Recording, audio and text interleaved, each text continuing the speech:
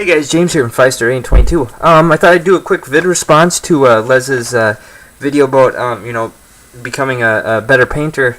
And first of all, I want to thank Les for doing that. It was really interesting. I liked it. It was great. It inspired me to I need to keep remembering that I want to keep growing. And in order to keep growing, I need to try new things and master, not only try other things, but try to get as good as I can at them. I'll be the first to admit I'm not the best painter, obviously. I'm comfortable where I'm at, and I hope to help other people get comfortable where they're at. And I know that that's a lot of Les's inspiration is helping out others. And so I just wanted to do a quick vid on something that's really helpful to me, and I think really helps you grow as a painter, and is a really good technique to have. So, and I thought it was on topic for what Les was talking about. He had talked about getting really good at knowing what colors to use for what situation. Like if you're gonna do, he said something about like, if I'm going to paint leather, I know that this is the brown I'm going to use, and this is my highlight color, and this is my mid-tone color, and this is my shading color. Knowing exactly what to use for that specific part of a model. Well, one of the things I wanted to touch base was mixing paints, and mixing paints to get lighter and darker shades was the main thing. It's really helpful to me, and I think it's something that people should look into. It can be really helpful in the fact that by knowing how to properly mix paints and knowing different variants of mixing paints and how to achieve different shades can be a really big help. A really big help for mastering painting different things, because you can have as many highlights colors and shading colors as you want. You could have a 10-part blended cloak if you wanted, by properly knowing how to lighten and darken your shades. What I got here is just some black, and I just want to show you guys what's interesting about mixing and figuring out how to mix paints to lighten and darken them is that sometimes it isn't. You can achieve doing that by using not normal, or what you wouldn't think is normal. Like, it's normal to me now, that I've done it, but at first, I never thought of it before. Like, okay, so normally you think of black. Okay, I want to get gray. I'll mix in some white with it. Yep, that'll give you a gray. So I take some black and some white here, mix it together, and there we go. I got a gray, and that was pretty simple. But like a lot of things that I learned from the guy that helped me out a lot in the beginning at the gaming club I used to go to when I was younger, he helped me with mixing paints, and then I've learned this other places along the way, and it's by mixing in different colors with this white. Like I can take brown here, like a neutral brown. It's kind of a yellowish brown, this leather brown here, but I'll just take and add a little bit of brown in there. That's probably a little bit too much actually, but add a little bit of brown, mix that in, and mix it in real good here. Let's see. And by mixing in a little brown here, what I get is another shade of gray.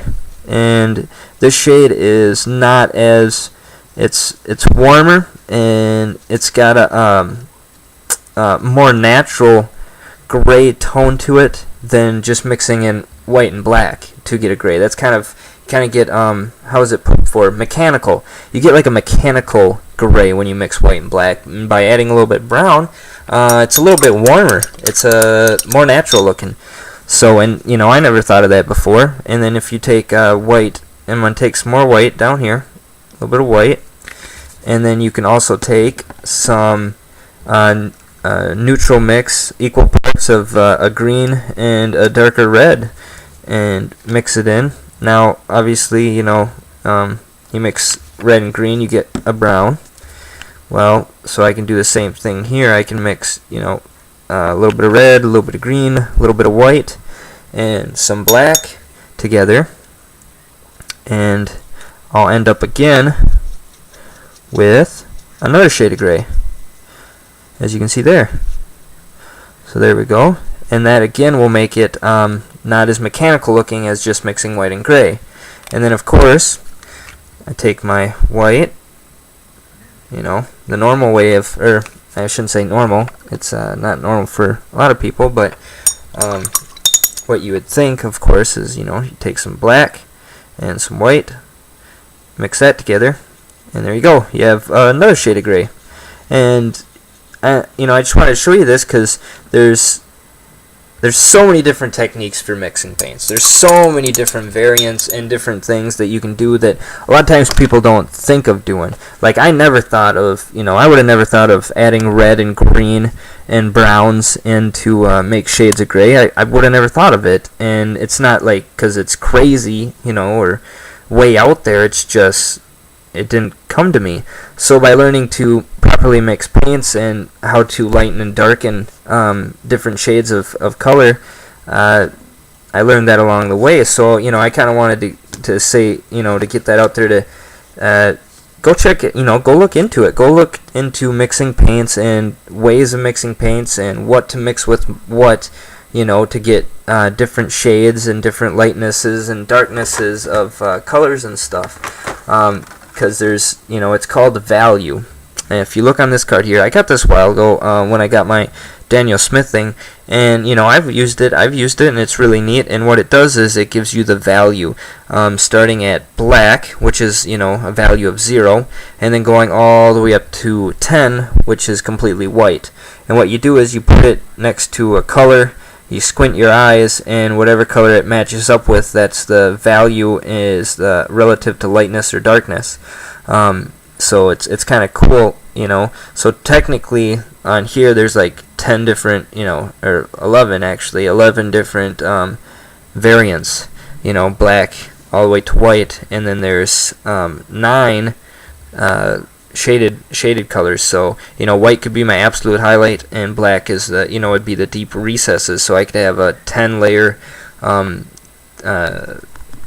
blending on a miniature, by learning how to blend and properly mix paints without having to have 10 different pre-mixed pre-shaded paints. So it's a cool technique to learn. So hopefully you guys go check it out. Hopefully Les didn't mind, or I hope you don't mind, bro, that I made this vid up. I thought it was on topic, and would add to the idea that you gotta master. It's about trying new things and mastering it, or not mastering it, but trying to get as good at it as you can, and getting to where you're comfortable. So another thing I hope you guys go out and try, or go and learn some more about, take some initiative and go learn about mixing paints. It's a lot of fun, actually. It's really interesting stuff. So hope you guys enjoyed this. Hope this has been a little helpful, and hope it's been motivating. Thanks again, Les. You take care, and all you other viewers and stuff out there, you guys take care too. Later.